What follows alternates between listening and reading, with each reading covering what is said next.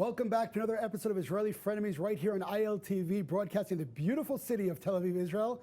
Today my co-host is Yariv Oppenheimer, former head of Peace Now. How you doing, Yariv? Hi, Ari. Good to be back. How are you? Fantastic. We got a really packed show today, so let's get right to it.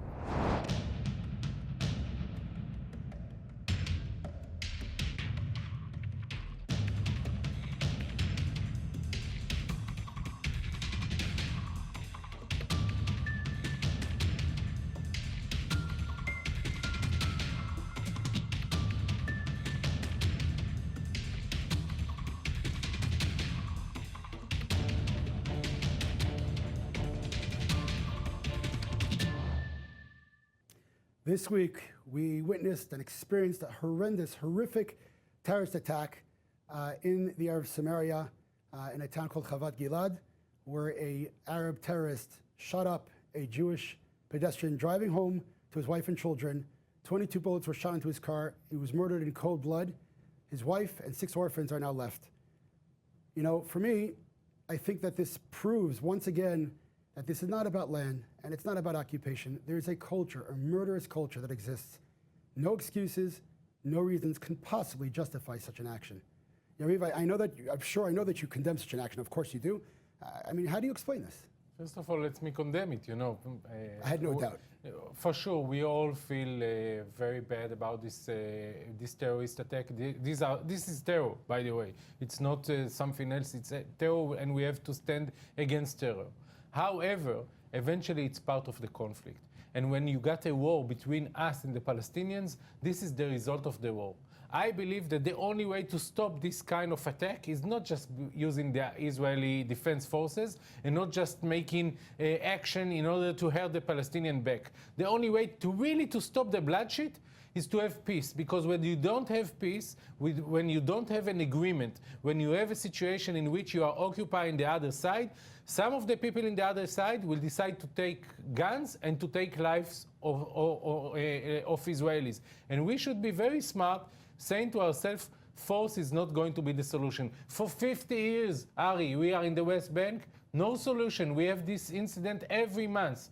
So let's look at different situation. Let's look for a peaceful treaty with the Palestinians. This is my conclusion from this horrible attack. So I just want to react to a couple of things. First of all, again, unless, which I know you're not, and I hope you're not, unless you're justifying this action by the occupation claim, then the answer is not just to give them things. In other words, these kind of actions which have been going on for a long time, longer than 50 years, by the way, of murdering Jews with all kinds of different reasons. First, it wasn't even occupation. In 1929, there was no Israel. Yeah, always you are going back to this history. Please let me finish my sentence. Please let me finish my sentence. You know, then the Egyptians killed Israelis as well. Please let me finish my sentence. If you're going to talk about a solution, you got to define the problem first. If you see that the problem in the past didn't include that solution and there was still a problem, then that can't be the solution. In other words, what I'm saying to you is the following. We know in 29 they slaughtered Jews in Hebron, ultra-Orthodox Jews without Israel. We know that in 47 the Arabs said no to a partition plan. We know that in 48 they attacked Israel. We know that in 67 and 73 they tried to destroy Israel. We know that the Palestinian Charter, one second, let me just finish. No, but it's, let me just finish. The Palestinian entity started in 1964. It was created based on a fabrication of history in order to justify destroying Israel. Why would you make a deal with that? Because I know for sure that as long as you got rights and your neighbors doesn't have the same rights like you, and this conflict is not just about land or religious, it's about rights. So then why in just a second, and the people that were born today, yesterday, 20 years ago, are not the same people from 48 and 47. Things are changing. Now, I have a question for you. Yes. You are saying that this is a historical conflict, it doesn't relate to the occupation. So I'm asking you, how come the Egyptians stop killing Israelis? Because we have peace with Egypt, because we reach an agreement. And I will ask you another... one second, can I answer? Yeah. Okay, so again, and this proves my point. The reason that Egypt came to peace with Israel is not because they love us and they trust us, because they were completely destroyed in war. And they got back all the land that we occupied in 67. Facts. One second, okay? They were completely destroyed in war. Their military was completely destroyed. Part of the deal was that they would switch from Russian military to American military equipment. They were destroyed. only when they were completely destroyed, only when they gave up their whole ideology of destroying Israel, was peace even possible. Ari, 1 second. you have a very good memory, right? 1 second. You remember that they got the whole land back. So be honest with the facts. Yariv, I want to finish my sentence. The peace did not come when we gave away that land. The peace came, and then we gave away that land. In other words, when they came and made peace with Israel, they gave up their ideology. Today, Abu Mazen, by the way, on this attack, just you should know, this is the official PA site. They call it the Nablus operation. The full duration of the operation is 30 seconds. Not terrorist attack. The distance between the cars, 20 meters. The number of bullets that were fired, 22. The one who carried out the operation was killed. The terrorist, the killed was the experience and escaped the site. It was the terrorist who did it. The result, a killed settler. This is, 1 second, this is the official, 1 second, 1 second, the official PA site. So it's not like Egypt would say, okay, we're dead, we give up. They're still inciting. Every day. Ari, you have to understand that even if we will condemn here and sing Kumbaya, it's not going to change reality. But the reality, let me explain to you. The reality is that the Palestinians are living under the Israeli control. They have no army. They're not. Of course they are. No, they're not. There is Palestine. There is a state called Palestine. There is, there is Palestinian Authority. It's like a municipality. It's not a state. They now, are in let me finish. I heard you. Yes. So the Palestinians are living under Israeli control, and they would like to have independence. Therefore, they are fighting for that. Some of the people decide to take arms and to kill Israelis. For me, at the moment that they are taking guns, they are becoming terrorists, and I will fight them back. How about the ones who support it? How about the ones who support it? Just a second. However, it's not the reason why I should not close my eyes of looking at the Palestinian and their need for independence. When we were under occupation, the British, so, you know, my grandfather was not just writing letters to the editors. He made some stuff in order to create a different reality. Wonderful. And I think that we should not allow the Palestinians to do the same. I think that we should open the door for negotiation and stop the Israeli mandate over the Palestinian people. This is the only way to stop this terrorist attack. I got it. No other way. Military-wise, it will not work. I got you. The problem is, it's not true what you're saying. I'll explain to you what's not true. We didn't occupy the Palestinians. We are today. Yariv, you've spoken for 2 minutes. Let me speak, okay? There is Palestinian state. Can I speak for a second? Yes. Okay. The PA is in charge. The reason they haven't had elections in the PA is because the PA won't give them elections for 12 years. It's not about Let election. me finish. Yariv, you gotta stop interrupting. I'll let you speak, okay? It's just not true what you're saying. The Arabs who call themselves Palestinians never had a state, never had an entity, never had a country. 1 second. In 1967, the area, if you want to call it occupied, was occupied from Jordan and Egypt. The fact that you give them that excuse is terrible. Ari, it's terrible. 1 second. Ignoring... But I asked you another. I want to answer a question. What you said. You said about terrorists that you want to fight them. What about those who support the terrorists? What about those who pay terrorists? You know that for No, I answer the question. If I would like to fight them, I need to fight with all the Palestinian people because all the Palestinian people are supporting fight against Israel. So, not everyone supporting terror. No, because let me finish.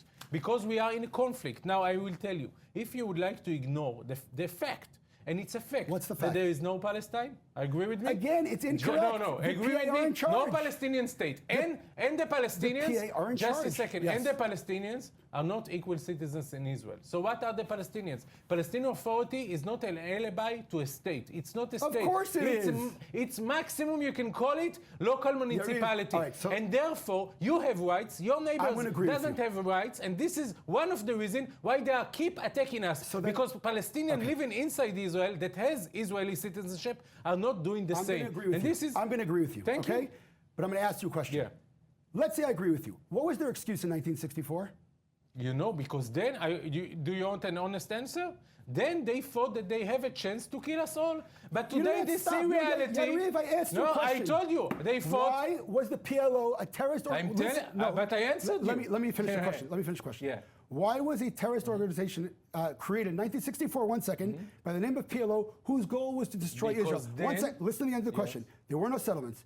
Jerusalem, Judea, Gaza, everything was in Arab hands. What was the excuse then? Because then they thought that they can kill us all and throw us to what the was sea. their excuse, though? And because Why did they want to kill us? because they want the whole state for themselves, like Why? today. Why? Because they want it. Why? Because they thought that this is Palestine. And the same thing today with Israelis. No, stop. Today Israelis are Yariv, saying it's Yariv, only Israel. So I'm telling the moderate I'm not people on letting you go both forward. sides, No. go to compromise. Yariv, I'm going to go back. What were I didn't I'm say answering you. You don't like my answer. You told me what can they I do? want. Yeah? I asked you what justifies that desire. No justification. So no then why did they justification. do it then? Because they thought they can. But today they understand. So, I'm not a naive person, Harry. I'm not a lefty naive. I'm saying that one of the reasons that we can have peace with the Palestinians is because we are strong enough. I want to understand. You're saying in 64 they thought they could destroy all of Israel and therefore they believed in doing so. Yes, sir. Why did they want to destroy Israel? Because they didn't want us here. Why? They want the land to themselves. Why? I'm telling you. I'm answering. The same reason why you don't want the Palestinian here today. You would like to have the whole state for yourself. Don't it's the same blindness. You have the same blindness like they had 64. Yariv, I don't have a charter that calls for their annihilation. But you have an army. Again, and you're not saying that there is a Palestinian people. You're not being truthful. Ari, there is a Palestinian people. Yariv, I don't have a charter that calls for the destruction of anyone. Ari, because you don't recognize that they exist. No,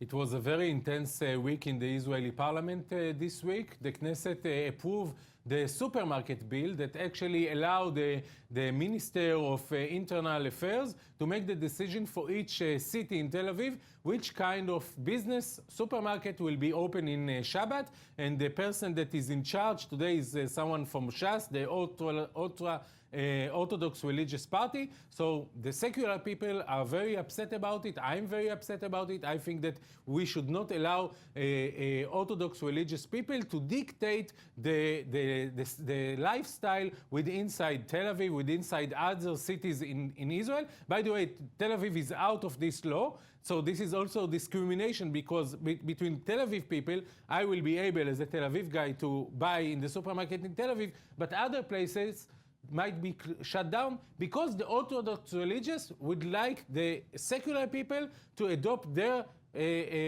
style of life. I think that this is unacceptable in a democratic state, and I hope it will not be enforced in the Israeli state itself. Okay, what do you say, Ari? Well, first of all, again, there's just a couple and here's the problem. I don't believe in religious coercion. I don't believe if I force anyone to do anything that they'll become more religious or love religion more. Good, I agree with you. 1 second.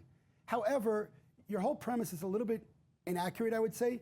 The law actually exists now for approximately 68 years. The original law of the Day of Rest was instituted in Israel in 1951, not by the religious. In fact, by the secular and the kibbutzim. And the original law, which has not been changed, says not only that nobody's allowed to work, anybody who dares work someone else on the Sabbath is actually punishable by jail time. And that law was not made by the religious. It was made by the kibbutzim. In so fact, you think that we should adapt everything that was in the past? Nothing can be changed. You had a monologue. One second. No, I just had the opening. So again, that was a monologue. So there is a law. If you would like to change the law, you may do so through the Knesset. But to defend those who are need to keep in the law because they don't feel comfortable with the law, that is called criminal. So in other words, if I say to you, look, a law of this exists and it's irrelevant but religious because the law was originally made by the secular people, and it passed the Supreme Court, by the way.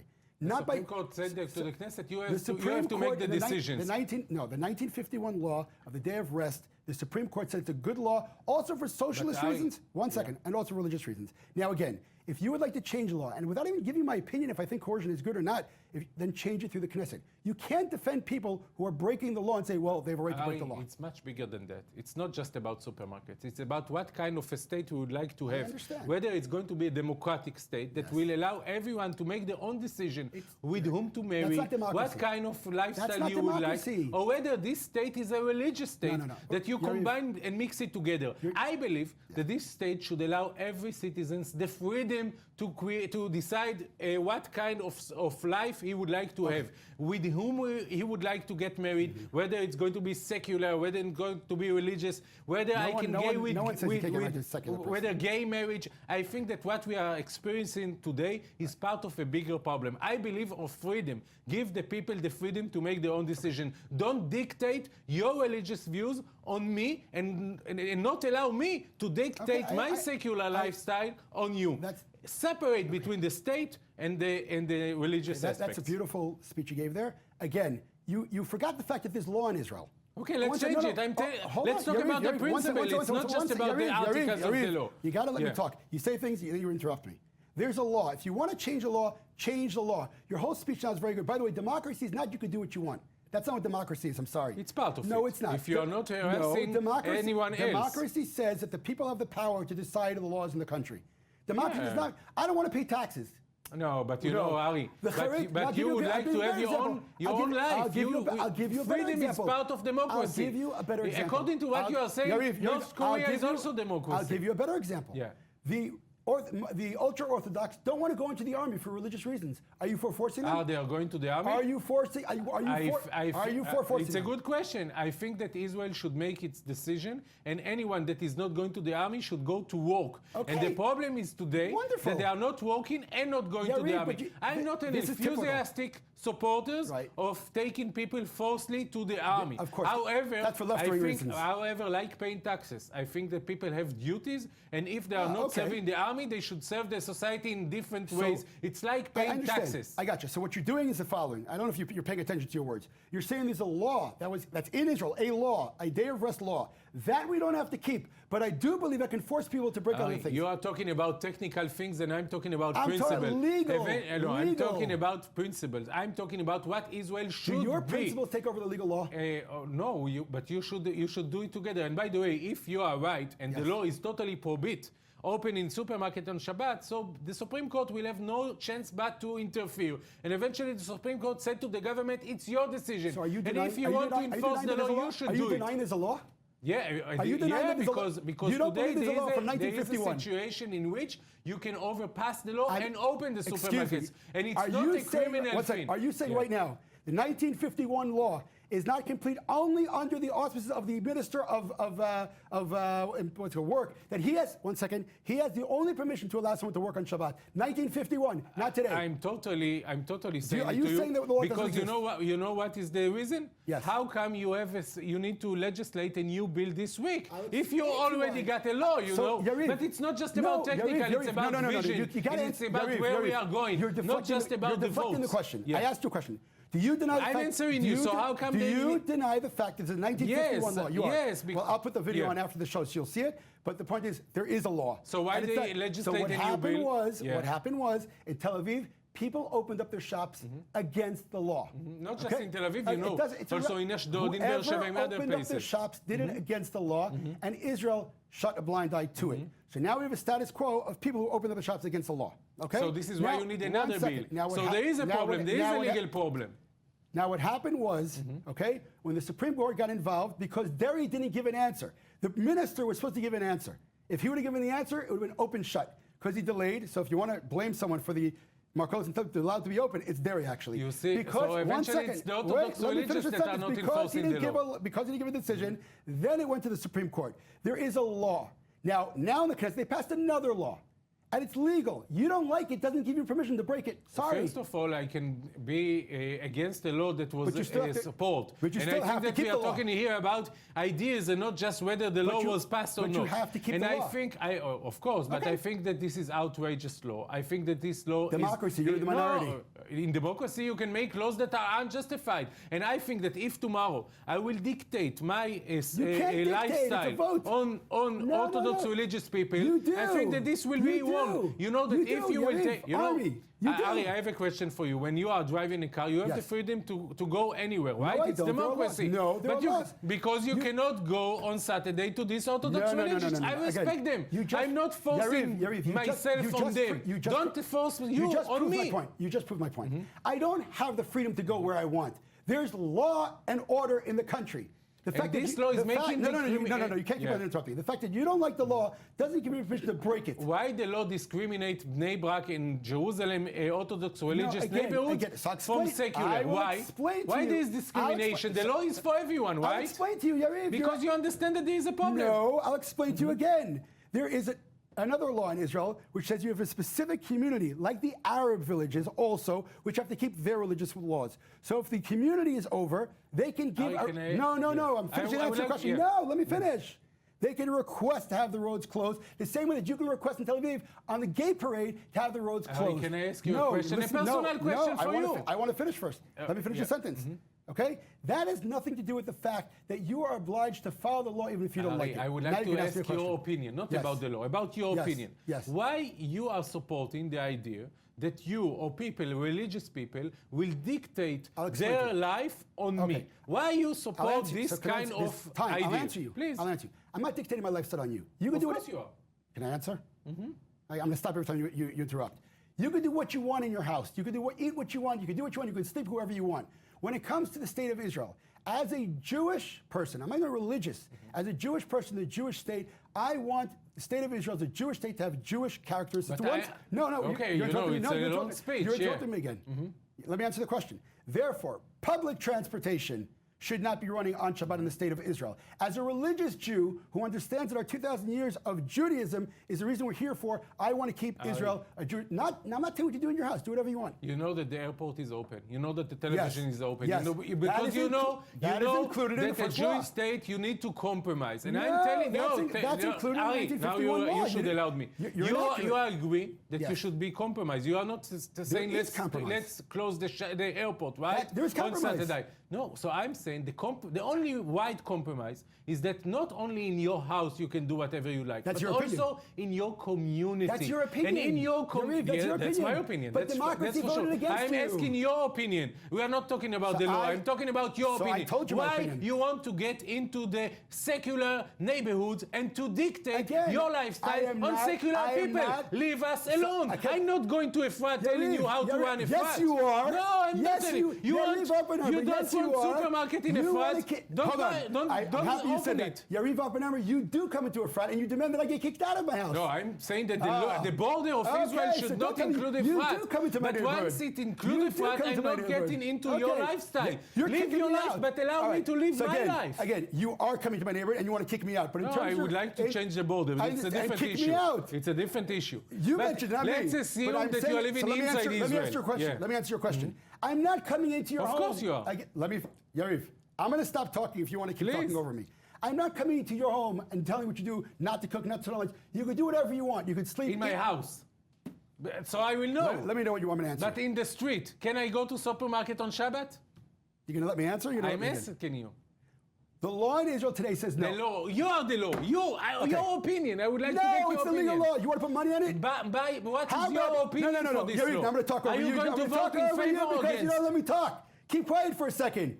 Are you willing to put your whole political ideology on the fact that I am right about the law and not you? No, but I'm not talking about it. I'm not talking about the law. I'm talking about your opinion. I'm not going to talk over you because you won't let me talk. My opinion is the following. I don't come into your house and I don't dictate what you do in your private home. In terms of the state of Israel, we are a Jewish state. We need Jewish characteristics. Therefore, from 1951, even the most secular, Jewish is not just a religious people understood it. Jewish is not equal to religious. They are secular. The Jewish secular people like me understood the law that.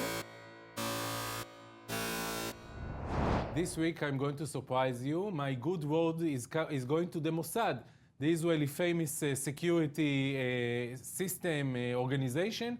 And today there was published that the Mossad are hiring 18 people that are disabled, has special needs, and I think that we should be proud of that. The only problem with that is that they cannot speak out and tell where they are working, so they have to keep it in secret. We can't get the pride of them. Well, just this morning I saw an article of Gilad Shalit, who went to a concert last night. And, I'm sure that we both remember the demonstrations and the crying over him. So it was good to see him home and free and enjoying music. So it was really, really comfortable to see that. It actually made me smile. Whatever the story is behind the kidnapping, whatever it is, it really was nice to see him home. And of course, we'd like to have Oron Shaul and Hadar Golden also brought home from the Gaza Strip and hope to see them home and brought to burial in Israel. I want to thank everyone for watching Israeli Frenemies broadcasted out here from Tel Aviv, Israel. Please share us on your Facebook and Twitter feeds. God bless, and we'll see you next week from Israel. Thank you, Ari.